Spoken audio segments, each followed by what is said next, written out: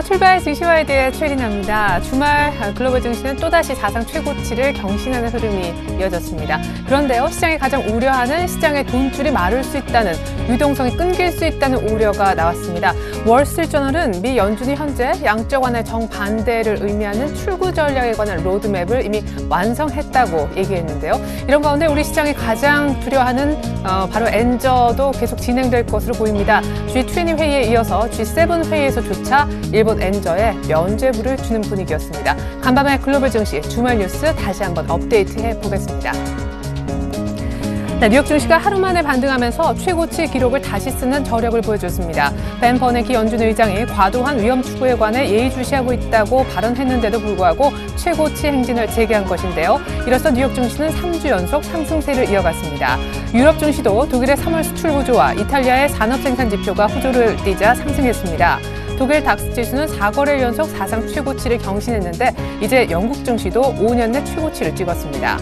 벤 버냉키 연준 의장이 장기간 저금리에 따른 시장 참가자들의 과도한 위험 추구 행위에 대해 예의주시하고 있다고 말했습니다.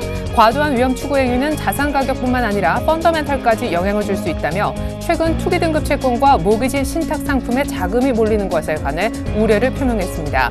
이런 가운데 미국 연준은 양적 완화 규모 축소, 이른바 출구 전략에 대한 기본적인 구상이 확립됐다는 내용을 보도했습니다.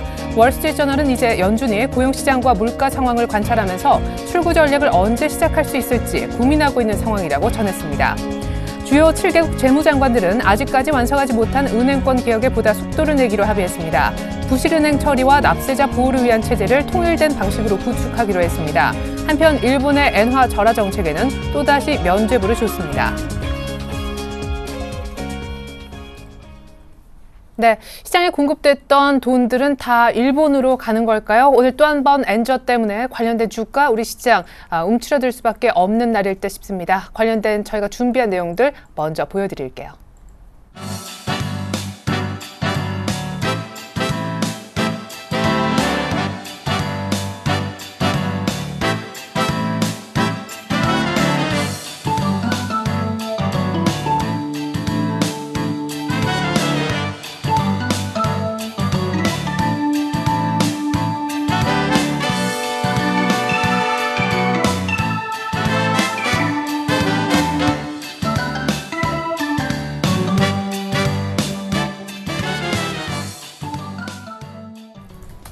네, 5월 13일 월요일 개장 5분 전입니다. 시초가 공략주부터 챙겨드릴게요. 메리츠 종금증권의 강정원 부장님, 안녕하십니까? 네, 안녕하세요. 네, 금요일 공략주였죠. 휴대폰 케이스 만들고 배터리 팩 사업도 함께하는 이렌텍, AS부터 들어볼게요.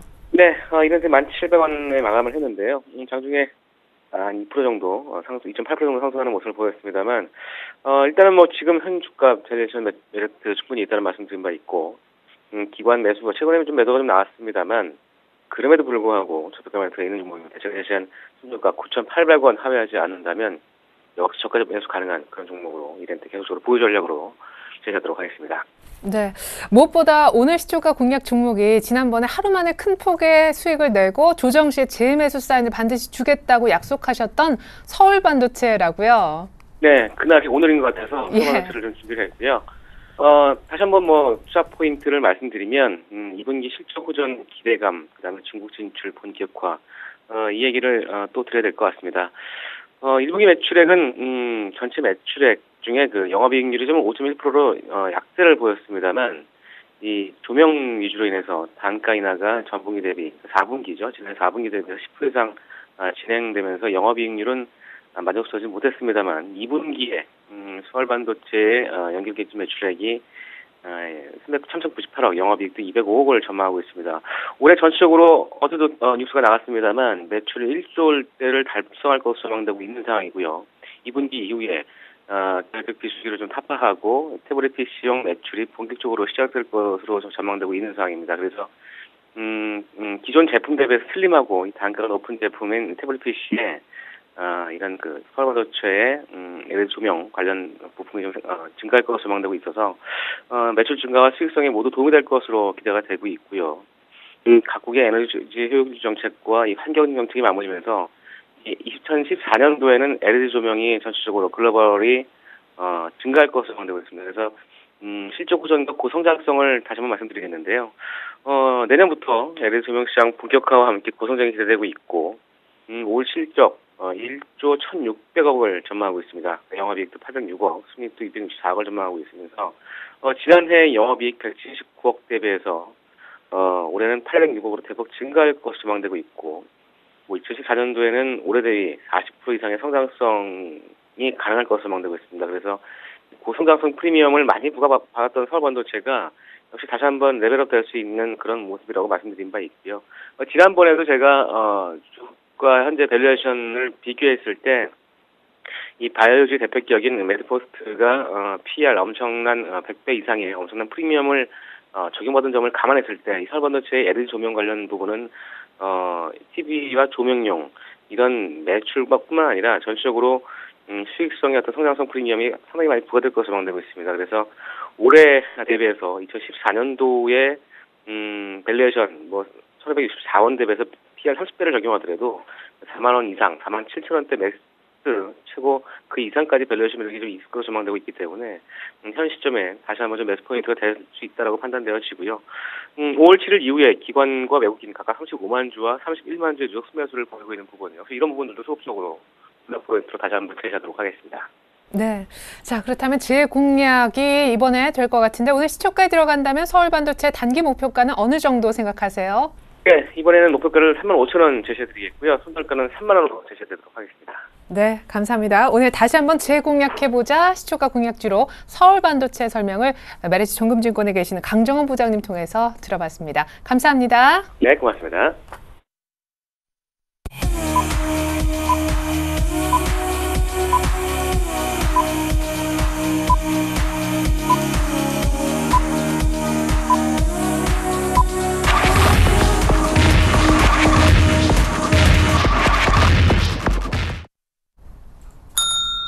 네, 5월 13일 월요일 우리 시장 이제 막 개장을 할 것 같습니다. 사실상 오늘 개장한 다음 30분 정도가 흐르게 되면요. 삼성그룹 측에서 창조경제 첫 밑그림을 발표할 것으로 예상이 됩니다. 서초 사옥에서 이 같은 발표가 있을 건데 아마 관련된 내용을 추측컨대 투자 관련된 내용이 아닐까라는 보도도 현재 나오고 있습니다. 오늘 삼성 관련된 종목도 잘 보셔야겠고요. 무엇보다 엔저에 관련된 용인된 분위기가 주말에 있었던 G7 회의에서 있었다고 하죠. 이미 블룸버그 통신에 따르면 도쿄 외환 시장에서 엔달러는 102엔대까지 뚫었다고 하는데 관련된 주가 흐름까지 이제 챙겨보도록 하겠습니다. 우리 시장 개장 관련해 도움 말씀을 주시기 위해서 두 분의 전문가가 나와주셨습니다. 골든이글 투자자문의 정태근 팀장님과 유스탁의 유창희 대표님 모셔보죠. 안녕하세요. 네, 안녕하십니까. 네, 먼저 정 팀장님께서 지난주 금요일 금리 인하 효과도 증발되고 엔저 때문에 급락을 했었던 코스피 출발부터 짚어주시죠. 예. 코스피 일단 선물 시장부터 먼저 개장이 됐는데요. 현재 0.4% 정도 하락 출발을 하게 되면서 약보합권 개장을 했습니다. 지금 이제 동시효과 상황 속에서 예상 지수가 현물 쪽하고 그리고 선물제 비슷하게 나왔기 때문에 코스피도 0.4% 정도 현재 하락 출발을 하지 않겠나 생각을 하고 있습니다. 자, 지난주 금요일 같은 경우 아무래도 엔저에 관한 부분도 좀 우려감이 있었는데요. 그런 부분뿐만 아니라 조금은 그 증권 쪽에 좀 악재스러운 얘기가 있었는데 아무 동반적으로 복합적으로 좀 작용을 한 것이 아닌가 생각이 되고 있습니다. 자, 지난주 금요일 그 뉴욕 외환시장에서 엔화가 101엔 달러까지 또 상승하면서 마감을 했는데요. 그렇다면은 추가적인 엔화 반등으로 인해서 아무래도 오늘 자동차 업 쪽이 좀 약세를 보일 가능성이 상당히 클 것 같고요. 지난주 금요일 같은 경우 선물시장이 전체적으로 약세를 보였었지만 오늘은 현물시장 쪽에서 약세를 이끌 가능성도 충분히 있다는 부분들 한번 염두에 두시는 게 좋을 것 같습니다. 자, 코스피장 개장을 했는데요. 조금 전에 선물시장에 예를 들면서 말씀을 드렸듯이 0.4% 정도 하락 출발이 예상이 된다고 말씀드렸는데 코스피 지수가 0.4% 정도 하락한 1935포인트에 현재 출발을 하고 있습니다. 자, 지금 지난주 금요일날 외국인의 선물 매다 좀 과하게 나온 부분이 없지 않아 있습니다. 그렇기 때문에 이 부분에서 어떤 추가적인 선물 매도가 나올 것인가에 따라서 시장이 좀 더 흔들리지 않겠나 생각을 하고 있고요. 그리고 마찬가지로 지난주 금요일에 자동차 업종이 조금 많이 흔들렸습니다. 그래서 이런 부분들이 오늘도 마찬가지로 자동차 업종이 흔들릴 것인가 거기다 또 포커스를 다시 한번 좀 맞춰보시는 게 좋지 않겠나 좀 생각을 하고 있습니다. 자, 월요일 첫날입니다. 첫날 수급이 어떻게 변하고 있는지 한번 살펴보도록 할게요. 자, 수급을 한번 살펴보게 된다면 지난주 금요일날 간단하게 좀 살펴보게 된다면 외국인 쪽에서 매도가 나왔었죠. 그리고 개인들만 매수에 나섰는데 지난주 금요일과 마찬가지 코스피 현물 시장 쪽 같은 경우에는 외국인들이 60억 정도 매도 출발, 그리고 기관이 166억 정도 현재 매도 출발을 하고 있습니다. 개인 쪽에서는 현재 229억 정도 매수 출발을 하고 있는데 지난주 금요일과 마찬가지로 오늘도 조금 양 주체가 좀 매도 출발하고 있다는 부분이 조금 우려스럽고요. 하지만 반대로 선물 시장은 현재 417계약 정도 매수 출발을 하고 있습니다. 그래서 지난주 금요일날 좀 과하게 나왔던 부분들에서 얼마만큼 청산되는 흐름이 나온지를 오늘 시장에서 한번 체크를 좀 해보시는 게 좋지 않겠나, 이렇게 말씀 좀 드려보도록 할게요. 자, 그럼 시가총액 상위 종목들을 한번 살펴보도록 하겠습니다. 출발 상황이 조금 코스피 같은 경우에 출발 상황이 좀 좋지가 않았었는데요. 그래서 이런 부분들에 조금 영향을 할 수 있을까요? 전체적으로 시가총액 상위 종목들도 흐름이 좀 좋지가 않습니다. 자, 삼성전자가 1% 가까운 하락으로 출발을 하고 있습니다. 마이너스 0.95% 정도 하락한 146만 원 현재 출발을 하고 있고요. 그 외에도 엔저에 가는 우려감이 가장 크게 반영이 되고 있죠. 현대차가 마이너스 1.3%, 현대모비스가 마이너스 1.18% 정도 현재 하락 출발을 하고 있고요. 하지만 기아차는 조금 선방을 하고 있습니다. 마이너스 0.2% 정도 이제 약세 출발을 하고 있습니다. LG화학, 신한지주, SK하이닉스, 현대중공업, SK이노베이션 같은 전체적으로 현재 하락 출발을 하고 있고요. 하지만 포스코, 삼성생명, 한국전력은 현재 1% 넘는 상승 출발을 하고 있습니다. 네, 코스피는요 1940선대까지 반납한 1930선대에서 밀리면서 출발하고 있다는 분위기 들어봤는데, 일본 니케이는 또 엔저의 효과를 얼마나 볼지 보니까요. 일본 니케이는 금요일날 3%가량이나 급등했음에도 불구하고 오늘 또한 갭상승을 한 번 더 합니다. 1% 이상 추가 상승하면서 이제 니케이가 14,600선이 아닌 14,759.50으로 출발했다고 합니다. 지난주 금요일날 도요타 주식도 거의 한 5%가량 급등했었는데요. 오늘 일본 니케이가 얼마나 추가적으로 상승을 더 할지 종가까지 지켜보는 것도 중요할 것 같습니다. 자, 이번에는 코스닥의 상황 한번 볼까요? 금요일날 470선 살짝 같이 좀 반납을 했었는데 오늘 반등이 나옵니까? 네, 오늘 반등이 나와서 571포인트 정도에서 지금 지수가 형성이 되고 있는데, 일단은 580포인트 근처까지 갔다가 지난 목요일하고 금요일 이틀 정도 가격 조정 좀 발생했습니다. 그래서 다시 570포인트로 내려와 있다는 부분들, 이 정도 조정은 충분히 나올 수 있기 때문에 여기에 대해서 너무 걱정할 필요는 없다고 생각하고 있고요. 오히려 이제 코스피가 상대적으로 약세를 보이고 있다 보니까 코스닥이 상대적으로 강세를 좀 띄고 있는데, 일단 오늘 우리가 관전 포인트는 일단 최소한 573포인트 정도까지 5일선을 회복할 수 있는지 여부를 좀 체크하셔야 되지 않을까 생각하고 있고, 잘 올라와서 574포인트 이상으로 올라온다라면은 코스닥 현재 우상향하고 있는 모습 전혀 문제가 없고, 오히려 더 그 이상도 이번 주 기대할 수 있다라는 거 좀 체크하셨으면 좋겠고요. 일단은 어쨌든 중소형주 위주로 주가가 움직임이 좀 더 이어질 수 있다라는 거 지속적으로 체크를 하면서 월요일 하루 시작을 하셨으면 좋겠다라는 거 말씀드리고 싶고요. 수급을 좀 본다라면 일단 외국인은 코스닥 한 6억 정도 매수를 보이고 있습니다.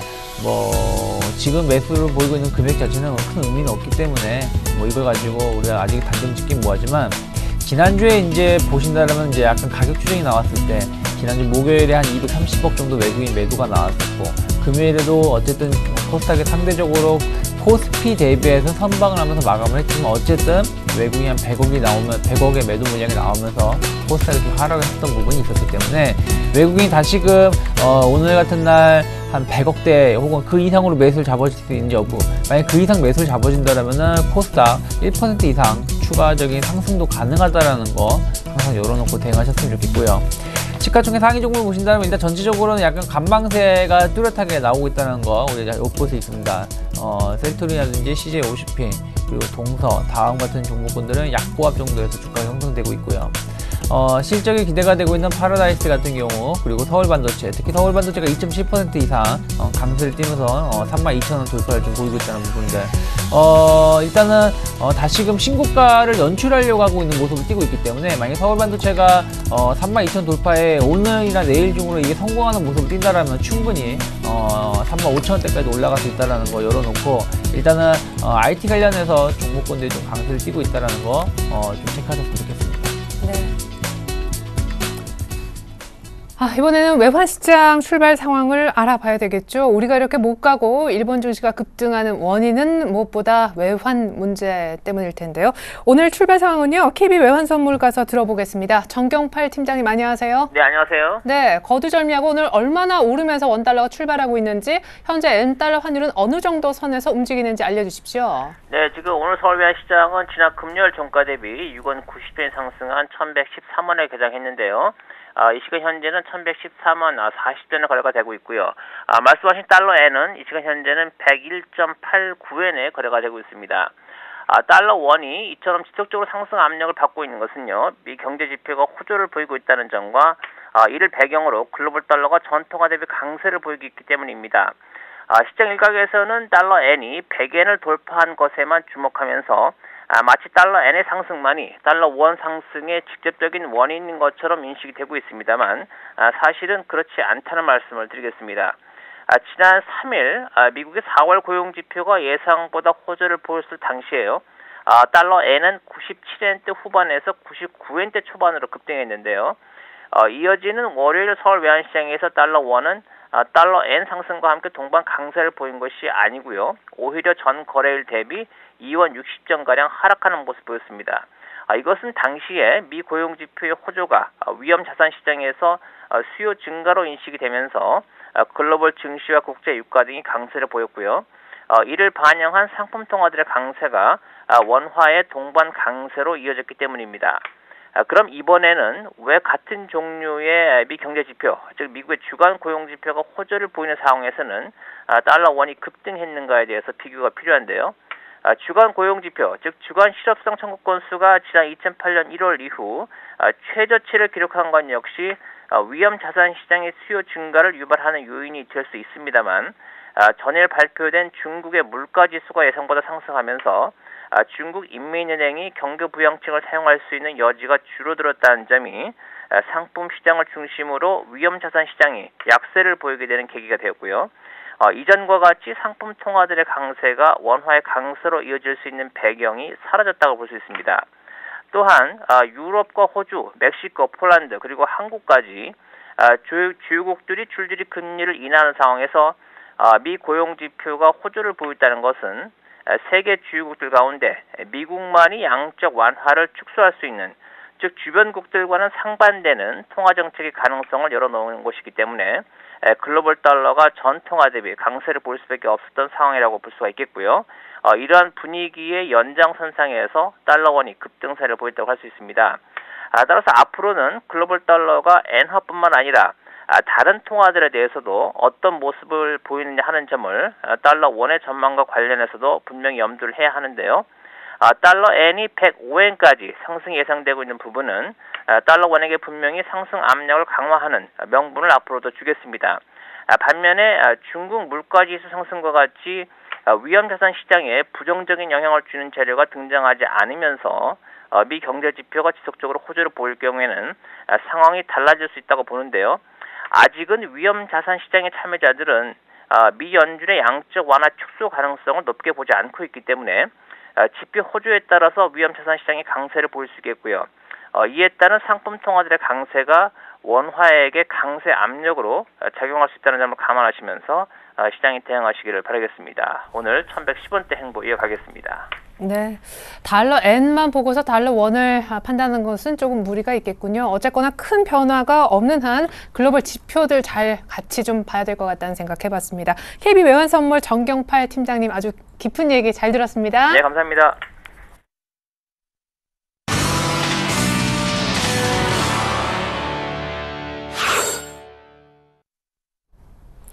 네, 이어서 고슬의 작전 타임 들어보실 텐데요. 오늘 혼조세로 양시장 출발하고 있습니다. 코스피는 현재 1940선까지 위협을 받고 있는 상황인데 오늘 만나보실 고수는 한국밸류 21의 이드코 대표님이 되겠습니다. 대표님 안녕하세요.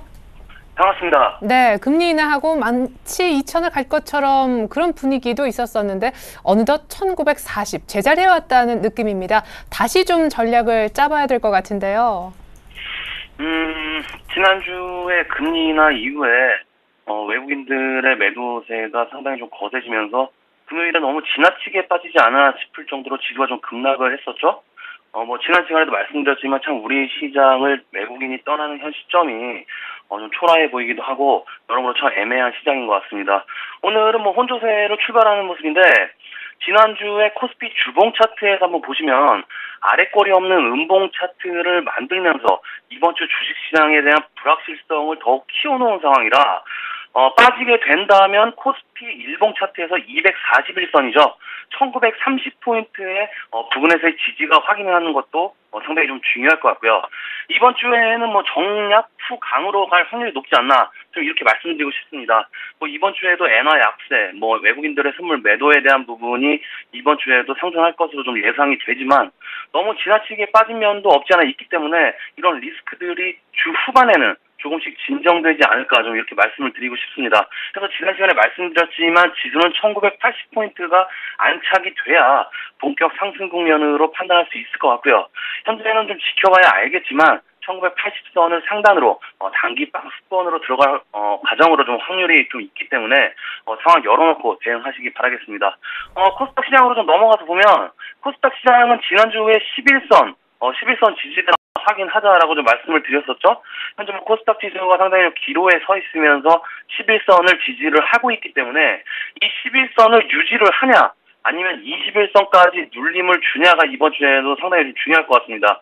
그리고 코스닥 주봉 차트를 한번 보시면 3주 봉선과 5주 봉선의 갭 차이가 상당히 좀 벌어졌기 때문에 이 갭도 어느 정도 메꾸고 갈 것이냐 아니면 기간 조정을 통해서 어느 정도 소화를 할 것이냐도 상당히 좀 중요할 것 같습니다. 그래서 이번 주에도 코스피보다는 코스닥 쪽이 아직까지는 투자 매력이 좀 높기 때문에 코스닥 쪽으로 집중하시면서 리스크 관리도 어느 정도 하시는 게 좀 안전하지 않나 이렇게 좀 말씀을 드리겠고요.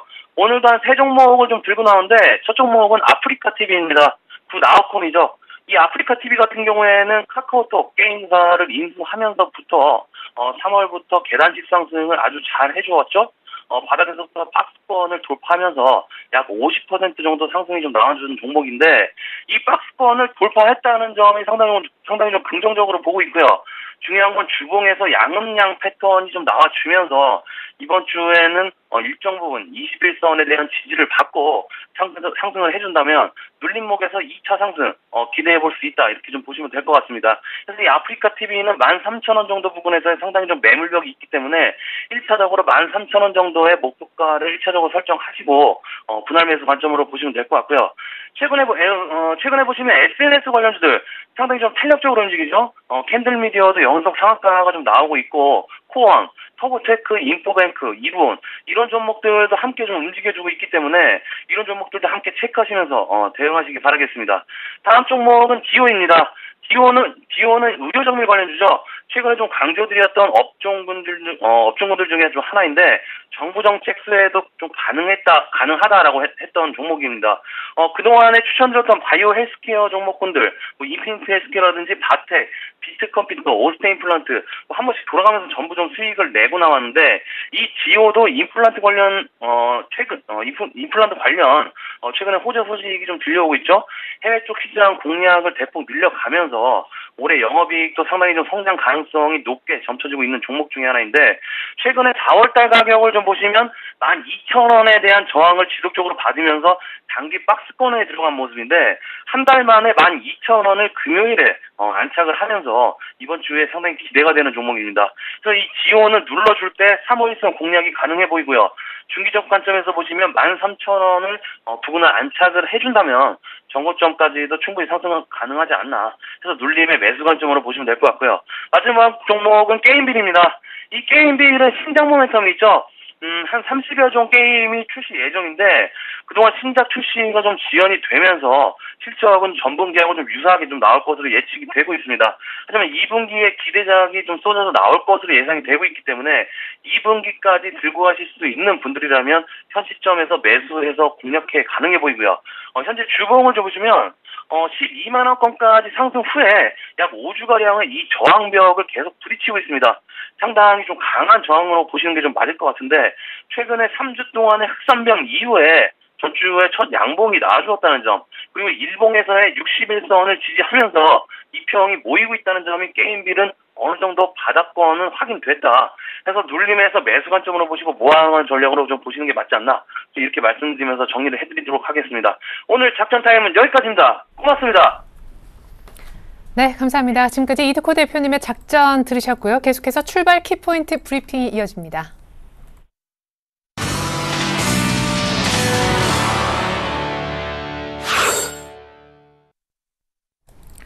네, 오늘 코스피가 1940을 위협했었는데 지금 그래도 상승 전환까지 해냈습니다. 재미있는 부분은 엔저 우려가 다시금 커졌음에도 불구하고 지금 막 자동차주들이 빨간불로 바뀌고 있다는 점인데요. 특징주 한번 살펴보겠습니다. 먼저 거래소 쪽입니다. 말 나온 김에 자동차 엔저 공습에 잘 견디고 있는 듯한데 현재 흐름과 대응법 챙겨보겠고요. 오늘 현대상선하고 현대엘리베이터가 동반해서 별로 주가가 좋지 못합니다. 부진한 원인 얘기도 같이 한번 들어보죠. 자동차부터. 네. 자, 현대차부터 한번 살펴보도록 할게요. 일단 뭐 3사 좀 같이 좀 봐야 될 것 같은데요. 현대차가 뭐 지금 현재 0.2%, 기아차 0.58%, 뭐 현대모비스가 이제 약박까지 머물고 있는데요.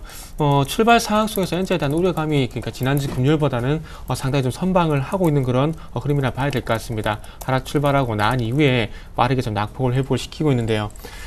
일단은 충격이 지난주 금요일에 비해서는 조금 완화가 좀 됐다고 좀 판단을 하는 것 같습니다. 그래서 이런 엔저에 관한 우려감들이 일단은 어쨌든 뭐 악재로 좀 봐야 되겠죠. 악재는 봐야 될 것 같은데 지금 오늘 반등을 주는 것이 추세적으로 올릴 것인가에 대한 대답을 해보라 그러면 아직까지는 아니다. 좀 봐야 될 것 같습니다. 어쨌든 도요타를 한번 예를 들어보게 된다면은 지난주 목요일이죠. 지난주 수요일날 실적 발표했었는데 엔저 효과만으로 해도 상당히 크게 실적이 개선이 됐습니다. 그렇다면 지금 1분기 수준만큼만 팔더라도 이 엔저가 조금만 더 상승을 하게 된다면은 좀 더 실적이 개선되는 효과가 있기 때문에 당연히 그쪽이 좀 수혜라 봐야 될 것 같고요.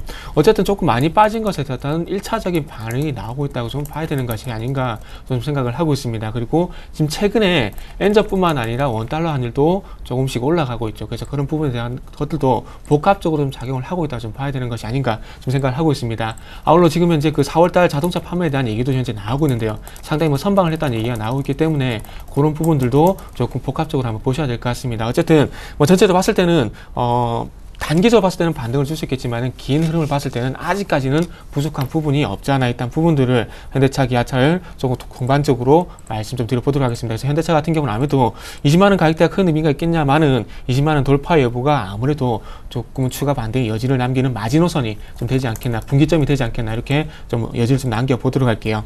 자, 현대엘리베이터하고 현대상선 좀 같이 봐야 될 것 같은데요.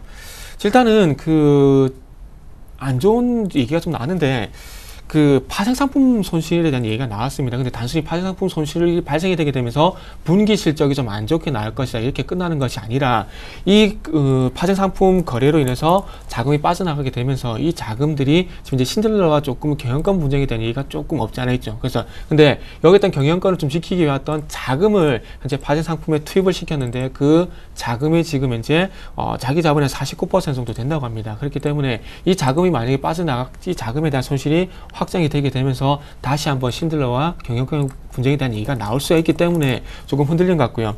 그리고 어쨌든 현대엘리베이터가 이런 손실이 발생이 됐고, 그리고 최대주는 아니면 주주라고 봐야 되겠죠. 주주 측면에서 봤을 때 현대상선도 마찬가지로 이 파생상품 손실에 대한 영향을 받을 수가 있기 때문에 동반적으로 좀 같이 흔들리는 것이 아닌가 생각이 되고 있습니다. 지금 현대엘리베이터와 현대상선, 신들러, 그리고 여타 현대그룹주들 같은 경우에 상당히 거미줄과 같은 연관관계가 맞물려 있기 때문에 그런 부분들에 대한 우려감들이 아침 쪽에서 조금 발생이 되는 것이 아닌가 생각이 되고 있는데요. 일단 현재 현대엘리베이터의 주가 흐름을 좀 보게 된다면은 지금 아침 쪽에서 8만원을 좀 이탈하는 흐름이 나왔었지만 마찬가지로 아래꼴을 좀 달았습니다. 아래꼴을 달게 되면서 낙폭 만회 시도가 나오고 있기 때문에 오늘 시가를 회복하게 되면서 좀 더 우상향을 해주게 된다면은 조금 파생상품 손실에 대한 우려감은 완전히 좀 해소가 되지 않겠나 좀 생각을 하고 있고요. 그래서 오늘 시가 8만원을 회복을 한다는 것이 1차적으로 먼저 좀 중요하지 않겠나 이렇게 좀 생각을 하고 있습니다. 네. 자, 그래요. 이렇게 해서 저희가 현대상선, 현대엘리베이터 그리고 앞서서 자동차주까지 살펴봤는데 잠깐 우리가 LG U+를 좀 살펴봤으면 합니다. 사실은 엔저 우려가 커지니까 주말 뉴스들 제가 챙겨봤거든요.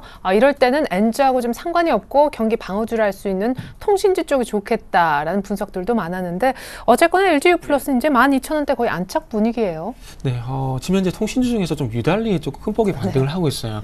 오늘도 3.7% 정도 반등을 하고 있는데 실적이 좀 잘 나왔죠. 실적이 좀 잘 나왔는데 지금 한 가지 부분을 좀 우리가 상기를 해야 될 부분이 어떤 것이냐면 잘 보신다면은 LG U+ 실적이 잘 나온다고 해서 다른 통신주까지 실적이 잘 나오는 것이 아닙니다. 우리나라는 분명히 통신시장은 블루오션이 아니고 레드오션한 부분을 상기시켜 볼 때 LG U+가 지금 이제 LTE를 통해서 그만큼 점유율을 확대시켜 나가고 있는 부분이 지금 이제 가장 크게 부각이 되고 있고요. 그래서 이런 부분이 1분기뿐만 아니라 2분기까지 반영이 될 것이라는 얘기가 나오고 있는데 지금 현재 그 지난주 목요일날 시장이 반등을 주게 되면서 일시적으로 통신주가 좀 흔들렸는데 오늘 시장이 좀 다시 한번 흔들리게 되면서 LG 통신주가 부각이 되고 있고 그리고 그 중에서도 LTE 부분에서 점유율을 확대시켜 나가고 있고 그리고 통신주 쪽에서 실적적인 측면에서 더 많이 부각이 되고 있는 LG U+가 지금 이제 큰 폭의 좀 반등을 주는 것이 아닌가 좀 이렇게 좀 분석을 하고 있습니다. 자, 그래서 일단은 지금 현재 시장이 좀 더 흔들리게 된다면은 코스피가 흔들릴 때 코스닥이 좀 더 부각이 되듯이 통신주도 부각이 될 가능성이 상당히 큰데요. 근데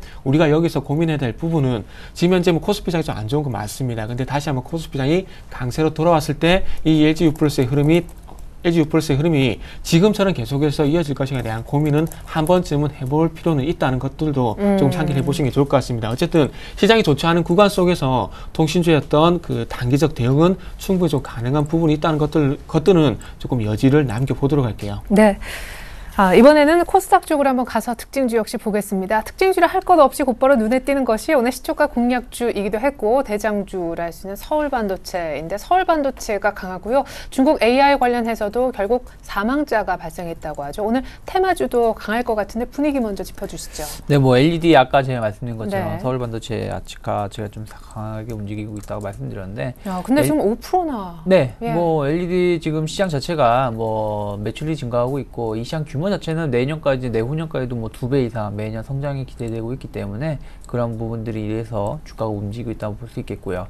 서울반도체 역시 뭐 지금 5% 이상 급등세를 보여주고 있죠. 아까 제가 말씀드린 것처럼 32,000 돌파가 상당히 중요하다 말씀드렸었고 그 자리가 돌파된다면은 충분히 추가적으로 더 올라갈 수 있다고 말씀드렸던 부분들 지금 움직이고 있고요. 기타 뭐 금호전기라든지 루메스, 우리 TI 등이 거의 3에서 4%대 급등세를 좀 띄고 있다는 거 좀 체크를 하시면서 일단 LED 관련된 업체들의 주가 흐름이 상당히 좋습니다. 좋기 때문에 여기서 추가적인 상승을 계속 열어놓고 대응하셔야 된다. 단순하게 좀 올랐으니까 떨어지겠지라는 조정을 열어놓고 대응하시는 게 아니라 일단은 추세가 상승을 타고 있기 때문에 더 갈 수 있다라는 마인드로 접근하시는 게 좋지 않을까라는 생각을 하고 있고 그 중에서 이제 서울반도체가 가장 탑이 될 수 있다라는 거 열어놓고 대응하시면 좋겠다. 네, 조금 그래도 눌리면 들어가야 되겠죠. 오늘은 좀. 그때 뭐 지금 같은 경우 이제 뭐 지금 이미 5%가 올라온 상황에서 물론 이제 뭐는 LED 관련된 종목군들은 또 한번 시세가 붙어버리면 또 한 7, 8% 이상 올라갈 수 있겠지만 지금 여기서 뭐 예를 들어서 뭐 나는 35,000원 뭐 그 이상을 본다라면 살 수 있겠지만 뭐 좀 단기적으로 접근하시는 분들은 뭐 지금 접근하기 조금 늦었다라는 부분들 좀 상기하셨으면 좋겠고요.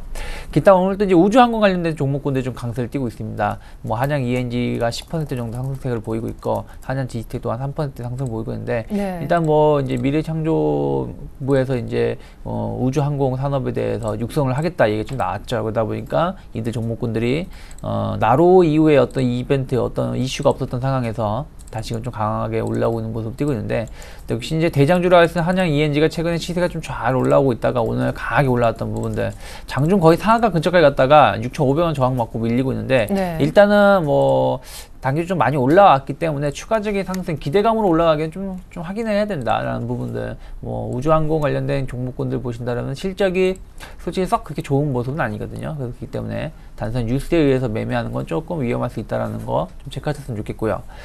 엔저 얘기가 계속 아침부터 나오고 있죠. 엔저 뭐 주말 내내 뭐 엔저 얘기 나오고 있는데 뭐 관련해서 이제 SBI 그룹들이 좀 강세를 띠고 있습니다. 뭐 상승폭은 조금 줄이고 있지만은 SBI 글로벌이 11%대, 그리고 SBI 모기지, SBI 인베스트먼트 같은 경우가 한 3%대 강세를 좀 띠고 있다는 부분들. 결국 이제 엔저가 계속 이어진다라면은 이 관련된 수혜주들이 많이 나올 수 있겠죠. 뭐 기타 다른 것들도 본다라면은 기계 장비 업체 중에서 부품을 일본에 수입을 해오는 기업들 같은 경우, 또 이제 뭐 한국전력 같은 경우도 그런 수혜주 중에 일본의 부채가 많은 기업들이죠. 한국전력이나 포스코 이런 약간 이제 예전에 일본한테 기술을 이전받았던 기업들의 부채 같은 경우는 좀 경감할 수 있기 때문에 네. 엔화로 대출을 받았기 때문에 그런 부분들이 호재가 될 수 있다는 거 좀 열어놓고 뭐 SBI만 보지 마시고 다른 것도 좀 확장하셔서 보셨으면 좋겠고요. AI 관련해서 아까 말씀을 좀 하셨는데 뭐 그런 뉴스가 나왔음에도 불구하고 관련주들은 그렇게 많이 오르지는 않고 있어요. 전체적으로 물론 이제 이글베이시라든지 제일바이오, 뭐 중앙백신 같은 경우 좀 강한 모습을 좀 띄고 있지만 뭐 생각보다 뭐 엄청나게 대거 상한가 이런 모습을 띠는 것이 아니라 네. 그냥 뭐 현재 수준을 좀 유지하고 있는 상황에서 좀 움직이고 있다라는 거 좀 체크를 하시면서 대응하셨으면 좋지 않을까 생각을 좀 하고 있습니다. 네, 무엇보다요. 사실 지난번에는 우리 정 팀장님께서 코스닥 맡아주셨을 때 하셨던 얘기인데 KT뮤직이 계속 점상한가인데 이게 몇 번은 더 상을 치겠다라고 했는데 오늘도 점상한가에 들어갔습니다. 관련된 뭐 종목이라 할 수 있는 KT뮤직, 캔들미디어 흐름 같이 좋으니까 좀 보겠고요. 오늘 영우통신도 같이 좀 오른데요. 흐름 보여드리겠고요. 로엔이 최대 주주 지분 매각 때문에 굉장히 힘들었었는데 오늘 약간 확정이 안 됐다는 뉴스가 나왔습니다. 무엇보다 제일 급한 게 게임빌인 것 같습니다. 컴투스는 실적이 괜찮았는데 게임빌은 실적 공개되고 나서 오늘 급락이네요. 네, 일단 뭐 지금 KT뮤직 같은 경우는 뭐 갈 수밖에 없죠. 그러니까 뭐 근데 이제 중요한 건 우리가 매수를 못 한다라는 게 가장 아쉬운 부분이지만 예. 뭐 삼성을 등에 입었고 삼성이 이제 그 6월 1일부터 음원 시장에 진출하겠다 이게 나온 거죠. 그래서 KT뮤직하고 제휴를 맺겠다. 뭐 전 세계뿐이 아니라 우리나라 같은 경우도 거의 뭐 갤럭시를 쓰는 사람이 거의 50% 넘잖아요. 네. 그러다 보니까 뭐 이게 만약에 그 사람들이 쓸지 안 쓸지 모르겠지만은 그분들이 그 소비 계층이 이걸 이용한다라면은 뭐 결국에는 KT뮤직이 로엔을 따라잡을 수 있는 하는 그 발판이 될 수 있겠죠. 지금 로엔이 음원 시장 70% 이상 차지하고 있는데 이걸 따라잡을 수 있는 발판이 될 수 있기 때문에 그러한 기대감으로 지금 오늘까지 포함해서 3일 연속 상한가가 나오고 있다는 부분들. 다만 지금 여기서 얼마를 더 갈 수 있다 없다라고 말은 못합니다. 지금 점 상한가가 나오고 있고 중요한 네네네. 거는 우리가 매수를 못 한다는 거죠. 그렇기 때문에 여기서 이 종목이 뭐 설사 10,000원을 간다고 해도 계속 이러한 속도로 올라간다라면은 의미가 없다고 생각을 합니다. 네. 그렇기 때문에 그 이후에 만약에 상한가가 풀렸거나 아니면은 정말 10,000원을 갔다 혹은 20,000원을 갔을 때 과연 그때는 또 이게 가격적인 메리트가 있을 것이냐. 그건 또 그때가 생각을 해봐야 되기 때문에 네. 이거에 대해서 좀 생각하기는 좀 그렇다 생각하고 있고요. 반대로 영우통신 같은 경우는 지금 이제 그 출판 관련해서 뭐 이제 카카오톡하고 삼성전자하고 인쇄 쪽에 출판 인쇄 쪽에다가 약간 이제 시너지 효과를 내려고 한다는 얘기가 나왔습니다. 새로운 네. 이제 신산업을 좀 진출하는 것이죠. 근데 이제 아침에 거의 상한가 근처까지 갔다가 6,500원 맞고 좀 지금 장대 음봉을 상승폭을 상당히 줄이고 있는데 네. 이런 영우통신 같은 경우는 반대로 이제 좀 아직은 뭐 그러한 것이 이제 기대감이 있죠. 특히 카카오 서비스 같은 경우는 뭐 계속해서 성장성이 새로운 사업을 계속 확대하고 있기 때문에 그러한 기대감이 있기 때문에 좀 관심 있게 볼 필요는 있겠지만 일단 지금은 음봉이 좀 세기 때문에 영어통신 만약에 조금 이제 대응을 하신다라면은 6,200원이 다시 회복될 수 있는지 여부, 꼬리가 좀 길게 나오면서 6,200원을 다시 회복할 수 있는지 여부를 좀 체크를 하시면서 대응하시는 게 좋지 않을까 생각을 하고 있고요. 마지막으로 이제 게임비 같은 경우가 일단은 지금 실적 발표가 나오고 나서 좀 급락이 나오고 있죠. 일단 좀 맞을 자리에서 좀 돌파시키지 못하고 나오고 내려오고 있는 건데 일단 오늘 좀 분기점을 생각하고 있습니다. 만약에 10만 원이 만약에 지켜지지 못한다라면은 다시금 좀 9만 원 때까지 9만 원 중반까지 좀 하락할 수 있다는 거 열어놓고 일단 지금은 기술적으로 좀 접근하시는 것이 좀 낫지 않을까 생각 좀 하고 있습니다. 네. 자, 그리고 참고로 상장 폐지 탈출됐다는 소식 때문에 오늘 헬스본 종목은 상한가에 들어가 있습니다. 갖고 계신 분들은 뭐 다행이네요.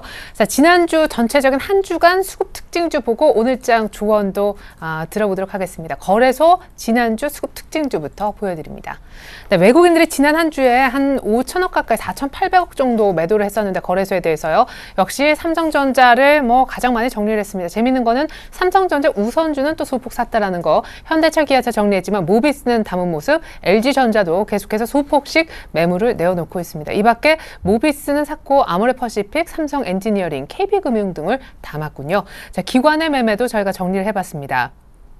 기관은 3천억대 초반 정도 방어를 했던 지난 한 주인데요. 한국전력을 많이 정리했습니다. 레버리지 이상으로 한국전력을 팔았고요. 그 다음에 삼성전자를 외국인과 함께 팔았습니다. 이 밖에 LG전자 역시 동반 매도했고 이 밖에 LG디스플레이도 기관은 팔았습니다. 하지만 산 종목에는 건설 그리고 은행, 화학, 대장주도 있었네요. 네, 먼저 정 팀장님께서 이들 종목에 대한 어떤 특징이 있는지 분석해 주시겠고 조언까지 들려주시죠. 예. 일단 외국인 쪽에서 특징적인 부분은 매도 쪽이라 봐야 될 것 같은데요. 일단은 그 외국인들 같은 경우 매도 쪽이 IT, 자동차를 좀 집중적으로 매도를 했다고 봐야 될 것 같습니다. 아무래도 그 외국인들이 어떤 그 리스크 관리 측면에서 봤을 때 유동성이 가장 확보될 수 있는 섹터가 아무래도 차 그리고 IT 쪽이 아닌가 생각을 하고 있는데 거기 좀 특징이라 봐야 될 것 같고요. 그리고 그 거래소 쪽 기관 매수를 좀 보게 된다면 매수 쪽의 특징적인 부분이 현대건설 그리고 대림산업이 좀 눈에 띕니다. 지난주 주간 기준을 봤을 때 건설업 쪽이 5% 넘는 급등세를 보였습니다. 그러니까 그리고 제가 드리고 싶은 말씀은 지난주 기술적 반등을 통해서 기관들은 낙폭 과대 쪽으로 접근을 했었다. 이렇게 좀 이런 결론을 한번 내드려 보고 싶어요. 네. 그리고 그 기관 매도 쪽이 보면 한국전력이 좀 눈에 띄는데요. 1차적으로 뭐라 해야 될까요? 1분기 실적에 대한 효과 그리고 시장이 흔들리고 있는 부분에 어떤 대안주 성격의 부분들이 조금은 희석이 되는 것이 아닌가 좀 이렇게 생각이 되고 있습니다. 그래서 한국전력 같은 경우에 최근에 가격대를 보게 된다 29,000원 정도 가격권에 대한 지지 여부를 좀 보시라고 말씀드려보고 싶고요. 자, 그러면서 오늘장 한마디를 좀 드려보자면 일단은 지수 따위 큰 의미가 있겠냐면은 1930포인트에서 40포인트였던 하방 경직성을 좀 확인을 하자 이렇게 좀 말씀드려보고 싶어요. 어쨌든 단기적으로 봤을 때 1900포인트를 잠시 이탈했다가 1980포인트까지 올라갔습니다. 그렇다면은 80포인트 가까이 올라갔죠. 그렇다면 일시적으로 눌림목은 충분히 나올 수가 있습니다. 근데 중요한 것은 일시적인 눌림목이 나오고 난 이후에 다시 한번 재반등이 나와야 된다는 것이 가장 중요한 핵심이 될 수 있겠죠. 그래서 덜려주기 위한 어떤 눌림목 자리가 제가 보기에는 1930에서 40 구간이 되지 않겠는 생각을 하고 있습니다. 그렇기 때문에 제가 할 때 이 구간을 다시 한번 지지하는지 그러면서 반등을 주는지 여부를 이번 주에 좀 한번 체크를 해보셨으면 좋겠습니다. 네, 감사합니다. 이어서 지난주 코스닥에 있는 수급 특징주 보고 역시 우리 유 대표님의 조언까지 듣겠습니다. 자, 코스닥의 수급 특징주 보니까 역시 외국인 먼저 나오네요. 셀트리온 가장 많이 정리했습니다. 지난주 굉장히 역시 많은 화제를 뿌렸던 셀트리온 정리 많이 했고 동서, 메디톡스, 메가스터디, 제닉순이었고요. 매수한 쪽은 역시 파트론 그리고 실적이 오늘 조금 좋지 않다라고 목표가 하향 얘기도 나오긴 하는데 많이 빠지는 않고 있습니다. 다음 샀고요. 컴투스 역시 게임빌과는 다르게 1분기 실적 선전했죠. 그 다음에 홈쇼핑 두 종목을 차례로 4번째, 5번째로 많이 담았습니다. 자, 지난주 후반에 역시 기관도 외국인과 함께 매도를 좀 보였었는데요. 그래도 산 종목은 코나이 그리고 게임비를 샀었네요. 서울반도체 기관이 지금 당기고 있죠. 오스템임플란트, 인터플렉스 등도 매수를 했고 기관은 다음을 가장 많이 정리했습니다. 레고캠바이오 지난주 신규 새내기주였었는데 기관에 약간 매물이 있었군요. 자, 분석부터 들어보죠.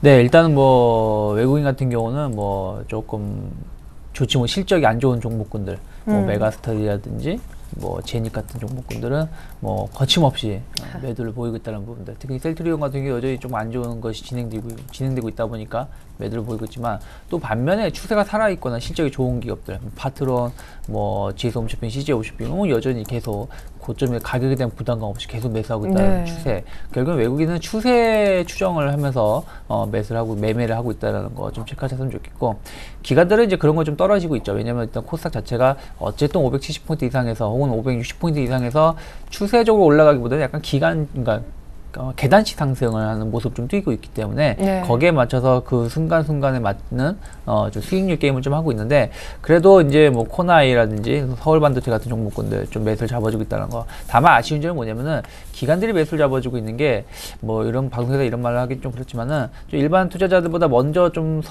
빠른 정보를 가지고 먼저 좀 강하게 임팩트하게 매수를 하고 나서 일반 투자자가 좀 매수를 잡을 때 좀 차익 매물을 쏟아내는 거. 특히 코나이가 그런 거죠. 뭐 실적이라든지 어떤 얘기가 좋게 나온 다음에 기관들이 이틀 동안 강하게 잡아주는데 왜 개인들이 쫓아가다 보니까 바로 좀 상승폭을 줄이는 모습 그런 것이 있기 때문에 좀 그런 부분 좀 체크하셨으면 좋겠고, 그리고 이제 뭐 인터플렉스라든지 모스테 임플란트 같은 경우 약간 이제 지금은 좀 안 좋지만은 앞으로 좀 더 개선이 될 수 있다는 종목군들은 또 기관들이 또 매수를 잡아주고 있다는 특징이 있지 않나 생각을 좀 하고 있고요.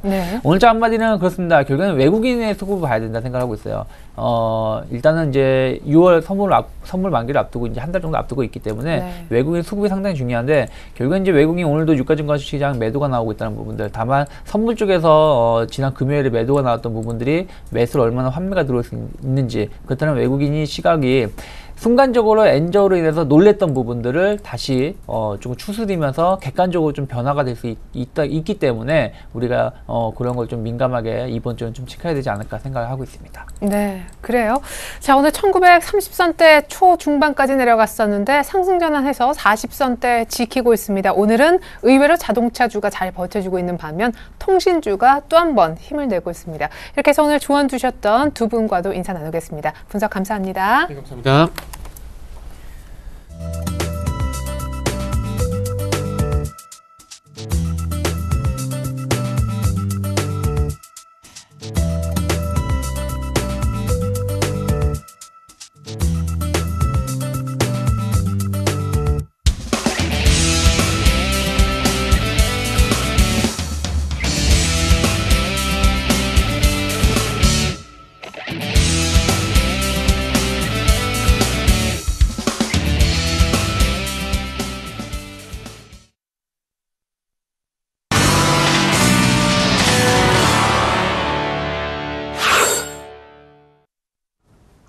안녕하세요. 주식승천 AS센터 김혜영입니다. 이 시간에는 밤 10시에 방송되는 서울경제TV 간판방송 주식승천 멘토들의 포트폴리오를 점검하고요. 관심주와 공약주 AS는 시간도 함께 가져봅니다. 매일 밤 10시에 방송되는 주식승천에서는 매주 월요일에서 목요일은 전문가들의 포트가 운영되고요. 금요일에는 종목 상담도 함께 진행된다고 하니까 시청자 여러분의 많은 관심 부탁드립니다. 자, 그럼 먼저 지난 한 주간 이 멘토들의 수익률 확인해 봐야겠죠. 베스트 10 저희가 쉽게 정리해 봤습니다. 네, 1위의 나무늘 멘토님, 통신주의 흐름이 연일 좋은 가운데 LG유플러스 독보적인 수익률입니다. 현재 41%대의 수익률 자랑하고 있고요. 2위에 있는 정대희 멘토님, 인터파크 17%대의 수익률입니다. 1위와의 수익률 격차가 좀 나기는 하지만 역시나 두 자릿대의 양호한 수익률입니다. 이어서 3위와 4위에 있는 양승모 멘토의 아이마켓 코리아와 하림홀딩스 각각 13%대의 수익률이고요. 정대희 멘토의 인터플렉스가 10%대의 수익률입니다. 이어서 수익률 베스트 6위부터 10위까지입니다. 나무늘 멘토의 골프존 9%대의 수익률입니다. 이어서 정대희 멘토의 테크윙이 8%, 정재훈 멘토가 LB세미콘으로 7%대의 수익률 이어가고 있고요. 3위와 4위에 있었던 양승모 멘토, 바이오랜드와 마크로젠으로 각각 5%대의 수익률 나타내는 모습입니다.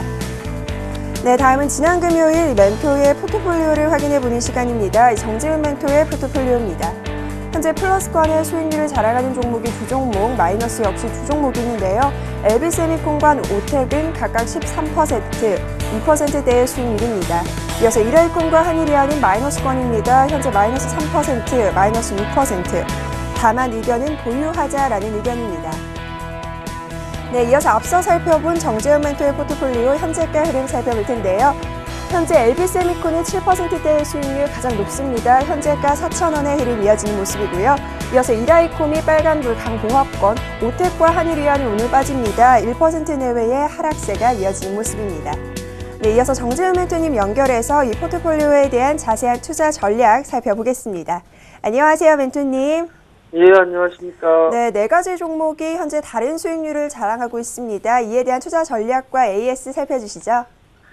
예, 일단 지금 포트 종목분들 두 종목은 수익주이고 두 종목은 손실권역입니다. 일단 뭐 가장 큰 손실이 나고 있는 건 한일유화라고 좀 볼 수가 있는데요. 엔화 부분들에 있어서의 리스크적인 요인이 좀 부각되는 것 같습니다. 중기적인 흐름으로 봤을 때 한일이와 가장 저평가되어 있는 자동차 부품 섹터다라고 좀 보고 싶고요. 오늘 한 차례 더 밀어주는 그런 모습들이 나타나게 된다면 분할 매수 포인트로 잡아봐도 충분하다라고 좀 말씀을 드리고 싶습니다.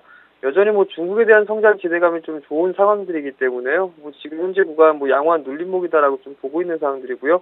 신규로 접근하시는 분들 같은 경우라면 지금 현재 가격부터 충분히 분할 매수 가능하다라고 좀 말씀을 드리도록 하겠습니다.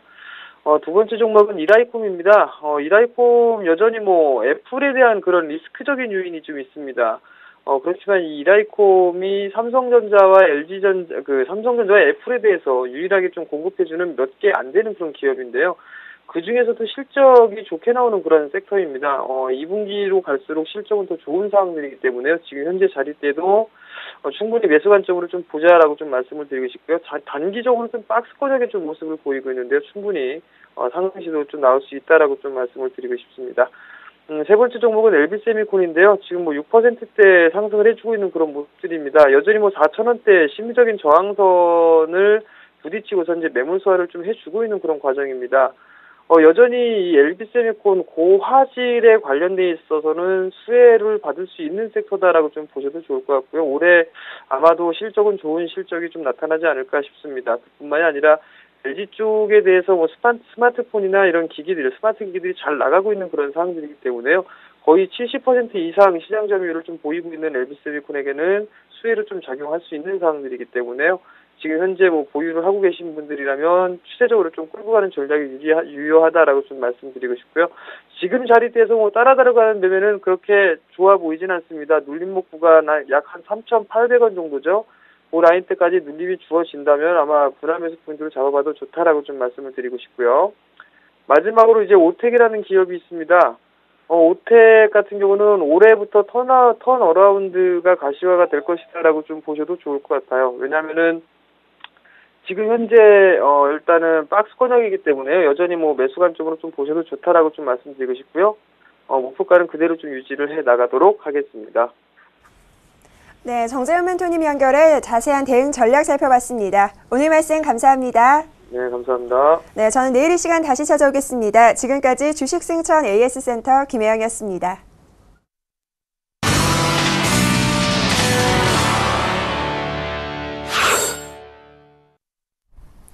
네, 속보 전해드립니다. 삼성이 결국 미래기술 육성재단을 설립키로 했는데요. 10년 동안 1조 5천억 정도를 출연키로 했다고 합니다.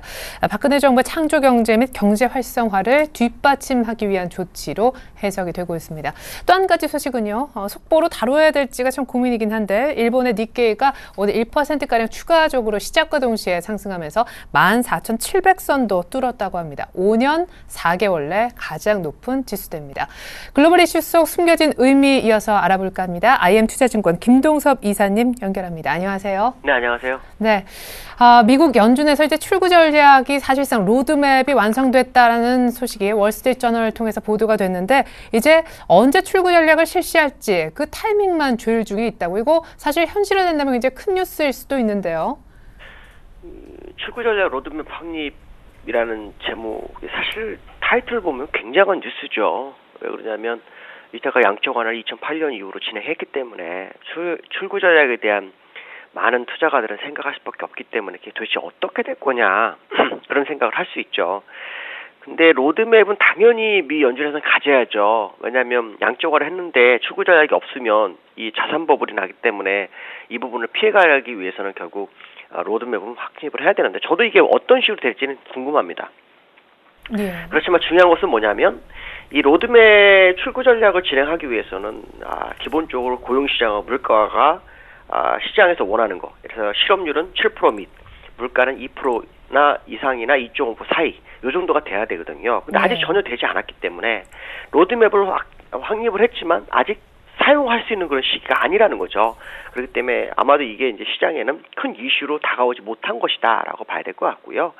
제가 볼 때는 일단 로드맵이 확립됐다는 것은 나쁘지 않은 상황이라고 봅니다. 왜냐하면 어느 누구도 다음 출구 전략에 대해서 어떤 식으로 진행할지 다 걱정을 많이 하고 있거든요. 근데 시장에 충격을 주지 않으면서 할 거라면 큰 문제는 없지 않을까라고 판단하고 있고요. 아직은 때가 이르다.